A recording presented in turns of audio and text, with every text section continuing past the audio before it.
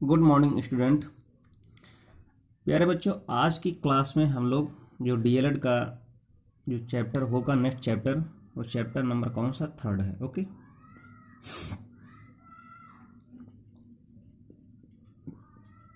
Chapter 3। इस chapter 3 का जो नाम है वो है घातांक की अवधारणा।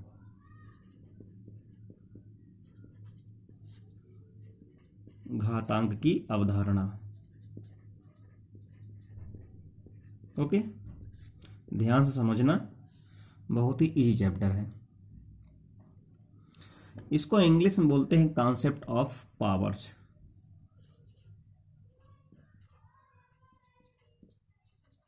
कॉन्सेप्ट ऑफ पावर, कि एक्चुअली में पावर होता क्या है और कहाँ और किसका पावर होता है। जैसे यहाँ पे लिख दिया जाए, जैसे मैंने लिख दिया कि x, इसको हम लोग, ये लिखा हुआ, ये x की घात। ओके, इसको हम लोग जनरली पढ़ते हैं x टू पावर n, ऐसे पढ़ेंगे x to power n। Okay, ये हम रीड करेंगे, मतलब बोलेंगे मुंह से ऐसा, और इसका मतलब ये होता है x की घात, हिंदी में बोल सकते हैं, ये तो x टू पावर n हो गया, हिंदी में बोलेंगे x की घात n। ओके, जैसा जैसा मैं बोल रहा हूं, जिस हिसाब से समझ में आए वैसे वैसे पूरा पूरा नोट डाउन करते रहिएगा। अब इसी चीज को हम उठाते हैं। ओके, जैसे यहां पे लिखा हुआ x टू पावर n, तो इसको हमने लिख दिया x to power n। Okay, अब यहां पे अगर हम लोग n इक्वल टू 5 लिख दें तो ये कितना हो जाएगा? यहाँ पे x की घात 5। ओके, तो ये जो चीज, ये जो लिखा हुआ है, इसका मतलब ये है कि x को गुणा में 5 बार लिखेंगे, 5 बार लिखा जाएगा। ओके, इसका मतलब ये हुआ, अर्थात x into x into x into x into x, 1 2 3 4 5। तो इसी चीज को हम लोगों ने लिखा कितना? x की घात 5। ओके, समझ में आ रहा? तब यहां पे अगर ये इस तरीके से लिखा हुआ है तो इसको हम लोग क्या बोल सकते हैं? यहां पे जो x है, इसको क्या लिख सकते हैं? x की घात 5। इसका मतलब हुआ, यहां पे हुआ क्या? इसका मतलब जो x है वो क्या है? वो आधार है। ये जो पूरी चीज लिखी हुई है, इसमें x क्या है? आधार है। ओके, इसका मतलब क्या है? बेस। और जो यहाँ पे 5 है, जो 5 है वो क्या है? इंडेक्स ऑफ, यानी पावर या इंडेक्स, पावर या पावर ऑफ इंडेक्स। ओके, क्या बोलेंगे? Power of index, power of index. या इसको बोल सकते हैं कि जो 5 है वो क्या है? घातांक है। क्या है? 5 क्या है? घातांक है। ओके, इस तरीके से इसको हम लोग इंडिकेट कर सकते हैं। तो फिलहाल ये जो फाउंडेशन है, स्टार्टिंग हम समझने की यहीं से करते हैं। इसके आगे अगर हम लोग बात करें और एग्जांपल लेते हैं तो कितना लिख सकते हैं इसको? यहां पे जैसे कोई नंबर लिख दी जाए, जैसे लिख दी जाए नंबर, यहां पे 1 लाख लिख दिया जाए। ये 1 लाख में 5 जीरो होते हैं, तो ये 1 लाख लिख दिया गया। अब इसका मतलब क्या है? 1 लाख का मतलब क्या है कि 10, यानी कि 10 को कितने बार लिखा गया है? या अगर कोई भी चीज, अगर जैसे सपोज दैट 2 के आगे कुछ जीरो लिखे हैं। ओके, इस चीज को ध्यान में रखिएगा। या कोई भी संख्या है, उसके आगे अगर जीरो ही केवल लिखा हुआ है, ओके, तो इसको जितने जीरो लिखे हैं, 1 2 3 4 5, तो इसको ऐसे लिखा जा सकता है। अब इसको कैसे लिख सकते हैं? इस चीज को अब 20 लिखेंगे। ओके, 1 2 3 4 5। ओके, अब यहां पे अगर इसको लिखना चाहें तो कितना लिख सकते हैं, इसको हम लिख सकते हैं 2। ओके, जरा ध्यान से देखिएगा, 2 × ओके, आगे कितने जीरो, 4 जीरो। ठीक, अब यहां पे क्या लिख सकते हैं इसको, 3 × इसके आगे भी 4 जीरो। तब इसको कितना लिख सकते हैं, 2 × 10⁻⁴। ओके, इसको कितना लिख सकते हैं, 3 × 10⁴। कहने मतलब ये घातांक में नहीं आएगा, आ सकता है जैसे कि 2 की घात 1 जनरली को क्या लिख सकते हैं हम लोग, 2 लिख सकते हैं। ओके, अगर 3 लिखा हुआ हो तो 3 की घात क्या लिख सकते हैं, यानी कि 3 को कितना लिख सकते हैं, 3⁻1। कहने मतलब केवल अगर घातांक का डिस्कशन करेंगे तो ये उसमें आ जाएगा, ये मिक्स है, ये भी मिक्स है, तो इसको हम लोग यहाँ पे क्या बोल सकते हैं कि यहाँ पे जो आधार है वो 10 है और 5 क्या है, उसका घातांक है। ओके, इस तरह से बहुत सारी चीजें हैं, बहुत सारी नंबर्स हैं जिनको हम लोग घातांक में लिख सकते हैं। जैसे कि या इसको हम लोग एक और, जैसे कि एक चीज और ध्यान से देख लीजिएगा यहाँ पे, जैसे कि लिख दिया जाए 10�5 लिखा हुआ था। ओके, क्या लिखा हुआ, 10�5 को, तो 10�5 को हम लोग क्या लिख सकते हैं, यानी कि 10 के, यानी कि 1 के आगे, यानी कि जो भी है जीरो कितने हैं, 5 हैं, 10�5 का मतलब क्या है, 5 जीरो है, तो यहाँ पे 5 जीरो बना दो। ओके, तो इसको, ये जो चीज लिखी हुई है और ये जो चीज लिखी हुई है, इसको हम लोग ये भी बोल सकते हैं कि जो 10�5 लिखा हुआ है, 10�5 को 1 लाख का घातांकी रूप भी बोल सकते हैं, या इसको इंग्लिश में एक्सपोनेंशियल फॉर्म बोल सकते हैं, घातांकी रूप। ये भी जितनी चीजें होने की पॉसिबिलिटी वो सब मैं बता रहा हूं, घातांकी रूप भी कहा जाता है। ओके, भी कहा जाता है। जैसे जैसे मैं नोट कर रहा हूं, जैसे जैसे मैं लिख रहा हूं, वैसे वैसे आप लोगों को लिखना भी है पूरा। एक तो ये हो गया। अब जैसे कि कुछ और नंबर हैं, जैसे 16 है। ओके फ्रेंड्स, अगर 16 है तो 16 को हम लोग क्या लिख सकते हैं, एक तो 16 को 4 के घातांक में लिखिए। ओके, 16 को यानी कि आधार, जैसे 2 चीजें हो सकती हैं, 16 को हम लोग क्या कर सकते हैं, 2 के घात आधार में लिख सकते हैं और 4 के आधार में लिख सकते हैं। अगर 16 को 2 की घात में लिखना है तो इसको हम लोग क्या कर सकते हैं, 2 की घात 4 लिख सकते हैं। अगर इसको 4 की घात में लिखना है तो इसको हम लोग 4 की घात 2 लिख सकते हैं। तो जैसा जैसा पूछा, जब पूछा भी डिफरेंट डिफरेंट टाइप में जा सकता है कि इसको किस 16 को 4 की घात में कितना लिख सकते हैं, तो वहां पे कंफ्यूज मत होना। ओके, तो अगर 2 को 4 बार रिपीट करेंगे मल्टीप्लाई में हम लोग, तो कितना हो जाएगा, 16 हो जाएगा। उसी तरीके से अगर 4 को यानी कि 16 को 4 की घात में कैसे लिख सकते हैं, तो 4 को जब हम लोग 2 बार रिपीट करेंगे तो भी 16 हो जाएगा। वैसे जनरली जो अनब्रेकेबल है, अनब्रेकेबल में क्या है, 2, तो 2 से नीचे टूटेगा ही नहीं, एक्सप्लिट ही नहीं होगा, तो इसको जनरली मैक्सिमम टाइम्स 2 की घात 4 ही लिखा जाता है। तो इतनी चीज याद रखना। ओके, आगे बढ़ते हैं।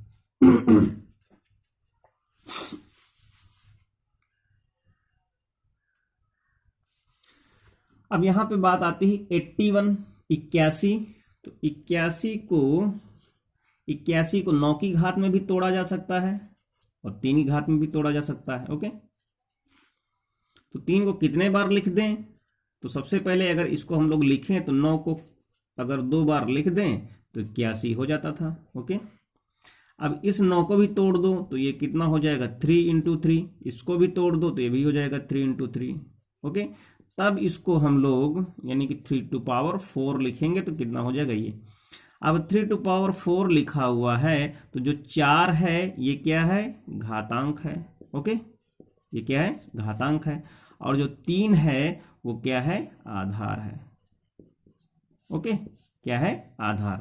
तो इतना देख लिया। एक टेबल बना लेते हैं तो वहां पे हम लोग सही से बना करके तो याद करने में भी आसानी रहेगी।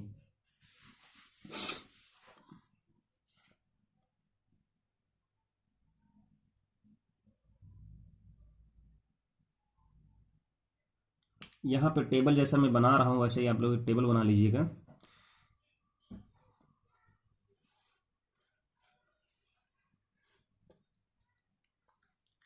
यहाँ पे लिख लीजिएगा घातांकीय संकेतन।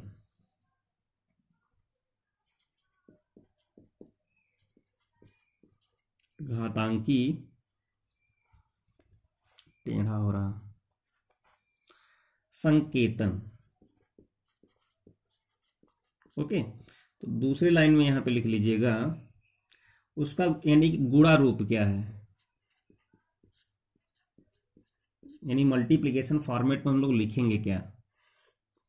और फिर उसके बाद क्या है, वो पूरा पूरा जो उसका मान कितना होगा वो, और उसमें आधार कितना होगा, वो जो संख्या लिखी है वो आधार में कितनी लिखी जाएगी, और लास्ट में लिख लीजिएगा कि उसका घातांक कितना होगा। घातांक, ओके, सही से लिखना, घातांक।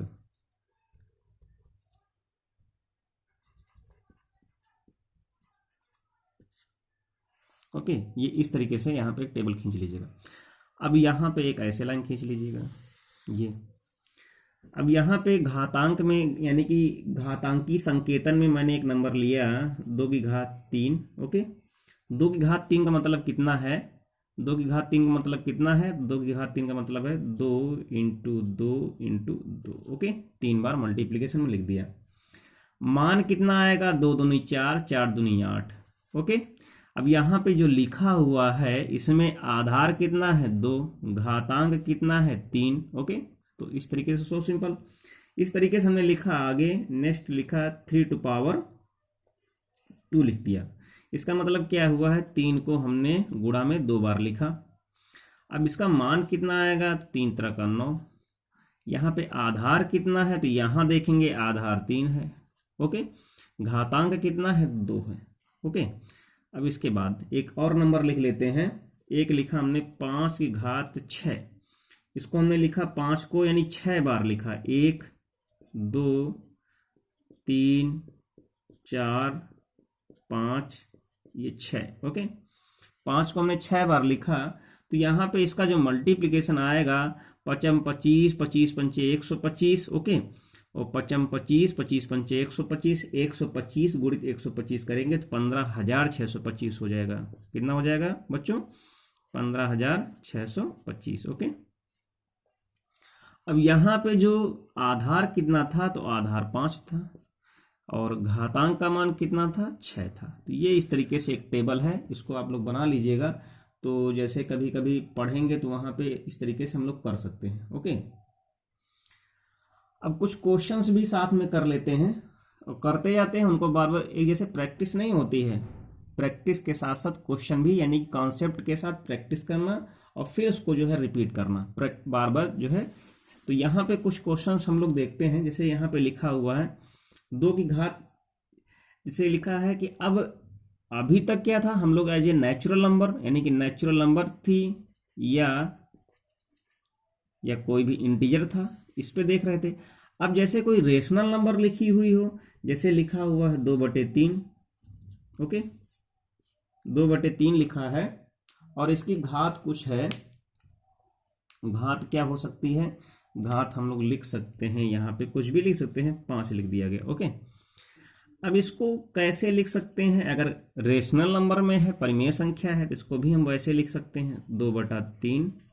ओके, 2/3 2/3 2/3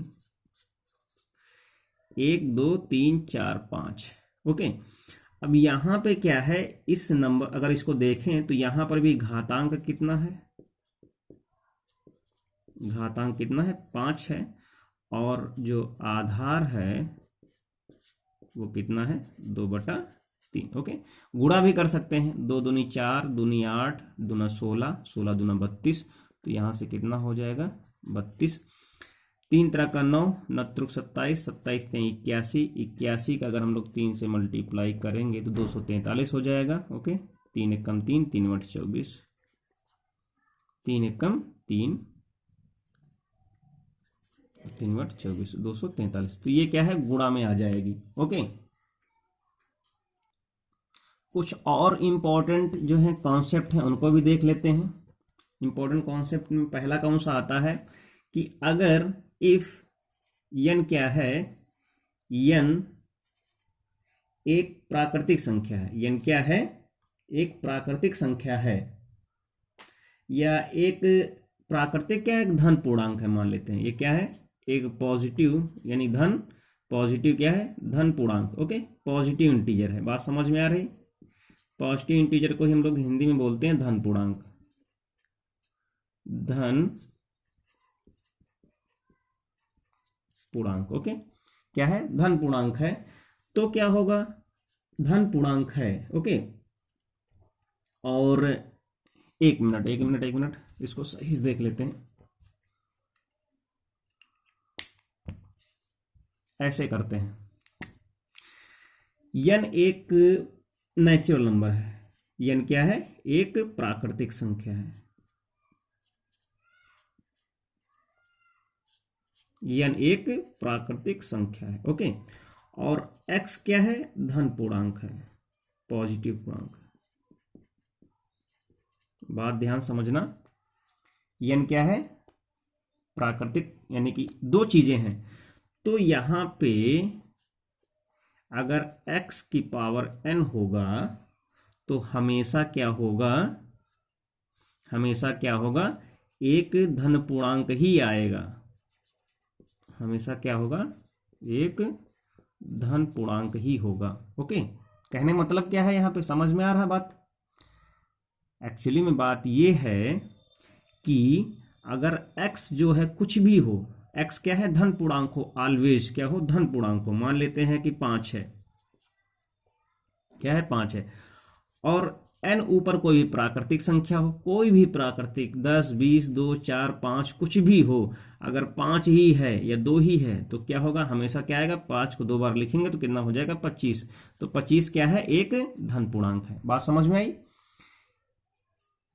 अगर x क्या हो, x एक धन पूर्णांक हो, पॉजिटिव हो, ओके, और n ये पूर्णांक की बात नहीं कही गई, यहां पे ये प्राकृतिक संख्या हो, ये n क्या हो, एक प्राकृतिक संख्या हो, तो हमेशा क्या है, धन पूर्णांक ही आएगा।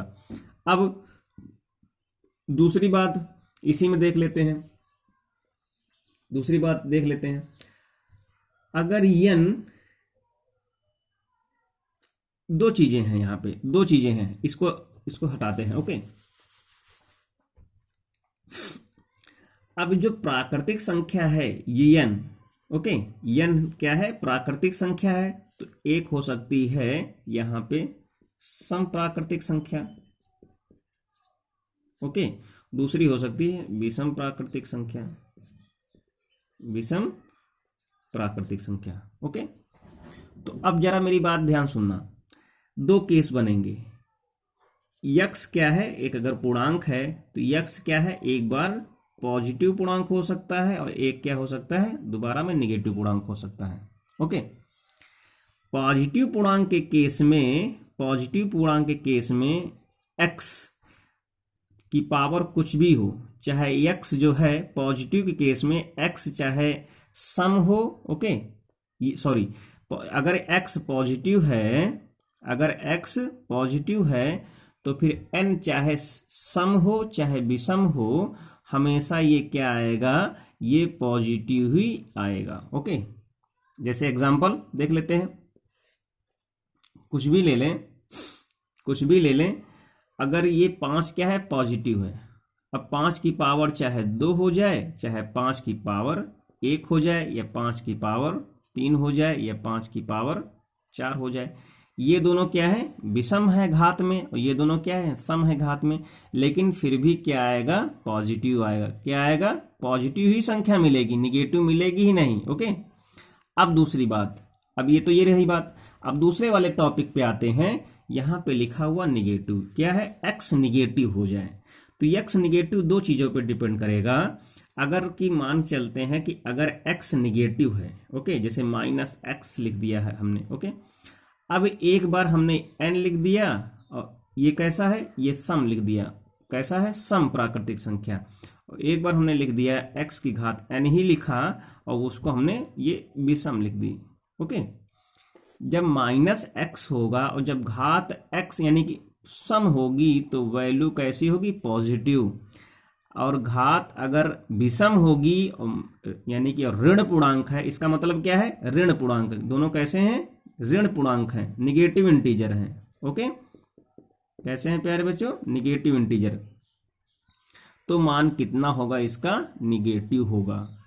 बात समझ में आई। अगर ऋण यानी कि ऋण पूर्णांक है, निगेटिव इंटीजर है और घात सम है तो हमेशा पॉजिटिव होगा, और अगर घात विषम है तो हमेशा निगेटिव होगा। देख लेते हैं। ओके, तो इस चीज को हमेशा याद रखना। जैसे जैसे हम लोग देखते हैं, बात करते हैं कि अगर लिखा हुआ है -2, क्या लिखा है, -2, इसकी घात एक बार हमने 2 कर दिया, इसी -2 की घात को एक बार हमने 3 कर दिया, तो इसको रिपीट करते हैं। -2 को हमने 2 बार लिखा और फिर -2 को हमने 3 बार लिखा। ओके, तो यहाँ पे माइनस माइनस क्या हो जाएगा, प्लस, और 2 दूनी 4, यानी कितना हो गया, प्लस। अब यहाँ पे क्या है, माइनस माइनस प्लस फिर माइनस, तो कितना हो जाएगा, माइनस कितना हो जाएगा, 8। तो ये क्या हुआ, यहां से देख सकते हैं घात पे डिपेंड करता है कि घात इवन है या ऑड है। ओके, तो इसी के बेस पे दो चीजें हैं। क्या है, इस चीज का, इस कॉन्सेप्ट का हम लोग जनरली यूज करते हैं कि -1 है, उसकी घात n है। ओके, तो इसको हम लोग कैसे लिख सकते हैं, तो इसकी घात 2 वैल्यू आएंगी, एक बार जो है +1 आएगा और एक बार क्या है, -1 आएगा। +1 कब आएगा, जब n क्या होगा, सम होगा, सम प्राकृतिक संख्या। माइनस कब आएगा, जब n कैसी हो, विषम प्राकृतिक संख्या। तो इस चीज को याद रखना। ओके, इसको ऐसे ही नोट डाउन कर लेना।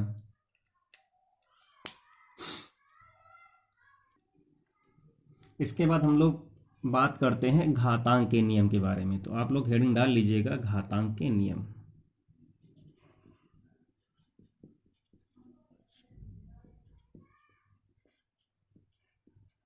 घातांक के नियम। ओके, घातांक के नियम में सबसे पहला जो नियम आएगा प्यारे बच्चों, सबसे पहला नियम क्या होगा, एक ही आधार वाली, पहला नियम, एक ही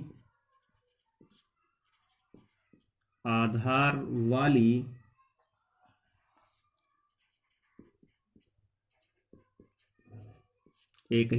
वाली घातांकी संख्याओं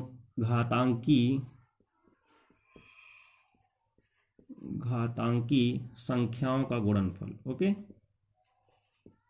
का गुणनफल या गुणन। ओके, अब यहां पे एक ही घातांक का मतलब ये है कि अगर दो संख्याएं हैं, ओके, 2 संख्याएं हैं और उनका आधार एक ही आधार लिखा है ना, एक ही आधार हो, मान लेते हैं एक a है और दूसरी क्या है, वो भी a है, उनका क्या करना है, गुणन करना है। एक ये भी एक है, a है, ये भी a है। अब यहाँ पे इसकी घात m है और इसकी घात n है। अगर 2 संख्याएं हैं, घातांक में है, पावर नंबर है, तो उनका मल्टीप्लिकेशन अगर करते हैं तो क्या होगा, वो हमेशा जुड़ जाएगा। ओके, m + n, इसको याद रखना। जैसे 2 की घात 5 हो जाए और कितना हो जाए, 2 की घात 3 हो जाए, तो कितना हो जाएगा, 2 की घात 5 + 3 हो जाएगा, तो कितना हो जाएगा, 2 की घात 8। तो इस चीज को याद रखना। ओके, नेक्स्ट नियम, दूसरे नियम पे देखते हैं।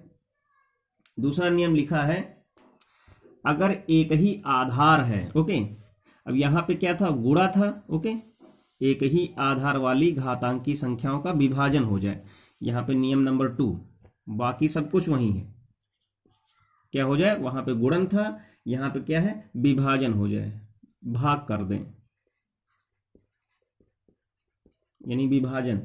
तब क्या होगा, अगर विभाजन करते हैं तो अगर 2 संख्याएं ले लेते हैं, एक चीज हमेशा यहां पे याद भी रखना कि अगर एक क्या है, एक संख्या ये है m, यहाँ पे भाग का निशान है, यहाँ पे क्या है, एक संख्या n है। ओके, तो यहाँ पे जो m की वैल्यू होगी वो क्या है, कैसी होगी, m is greater than n। Okay, क्या होगा, m is greater than n, तो होगा क्या, अगर m की वैल्यू n से क्या है, बड़ी है, तो हम लोग इसको ऐसे लिख सकते हैं a की घात m माइनस n। ओके, क्या लिख सकते हैं, a की घात m माइनस n।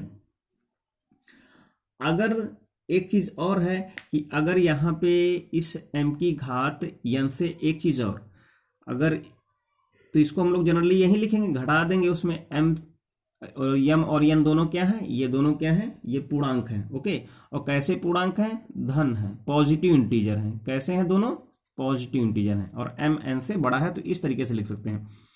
लेकिन अगर m n से छोटा हो जाए, क्या हो जाए, m n से छोटा हो जाए, तो उसको हम लोग क्या करेंगे, अगर छोटा हो जाता है तो उस n में इसको हम घटा देंगे। तब कैसे लिख सकते हैं इसको, तब हम लोग लिखेंगे, अगर, यानी जो भी जिसमें बड़ा होगा, अगर यहाँ पे है तो ये ऊपर में इस तरीके से, पहले तो ये इतना तो आएगा ही। ओके, इतना तो आएगा ही। अगर इतना आता है तो m माइनस n की वैल्यू कैसी होगी, एक चीज यहां से देख लीजिएगा, अगर ऐसा है m की वैल्यू n से बड़ी है, तो जो m माइनस n होगा वो क्या होगा, पॉजिटिव होगा। ओके, क्या होगा, पॉजिटिव होगा। अगर m की वैल्यू n से छोटी है तो m माइनस n कैसा होगा, ये निगेटिव होगा। जब निगेटिव होगा तो उसको हम लोग ऐसे भी लिख सकते हैं n माइनस m, इस चीज को समझना। ओके, n माइनस m लिख सकते हैं। तब इसकी वैल्यू जो होगी वो ये हो सकती है 1 अपान में आ जाएगा, क्या आ जाएगा, 1 अपान a की पावर m माइनस n। इस चीज को समझने की कोशिश करना। इससे रिलेटेड कुछ क्वेश्चंस कर लेते हैं हम लोग। ओके,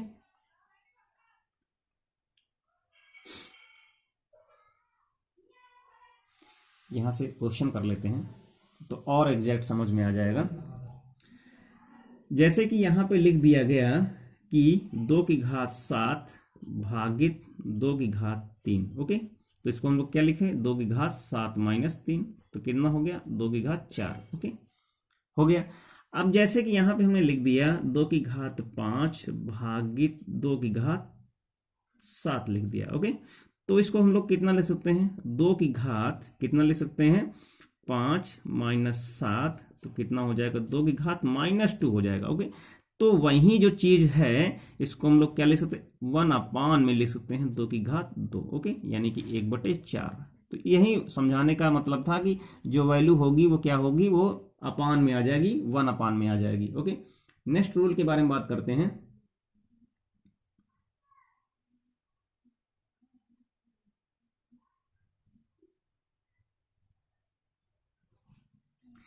नेक्स्ट रूल में क्या है कि अगर कोई भी संख्या है, ओके, घात की अगर घात है तो उसका मल्टीप्लिकेशन हो जाता है। अगर कोई भी, अगर घात की कोई भी घात, जैसे ये लिखा हुआ a की पावर m, उसकी होल पावर n लिखा है, तो इन घातों का क्या हो जाता है, मल्टीप्लिकेशन हो जाता है।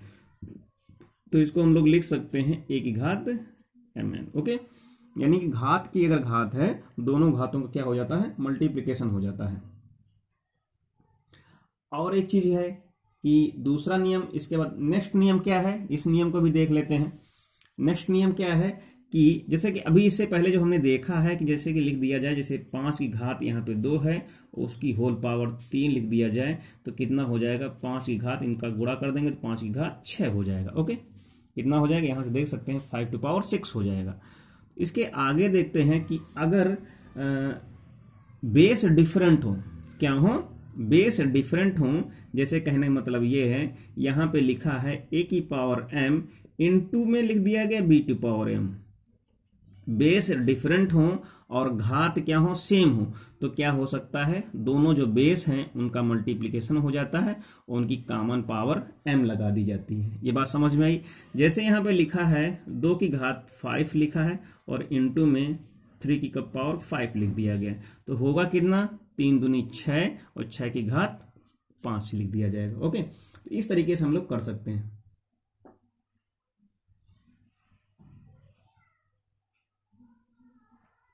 अब एक और रूल देख लेते हैं।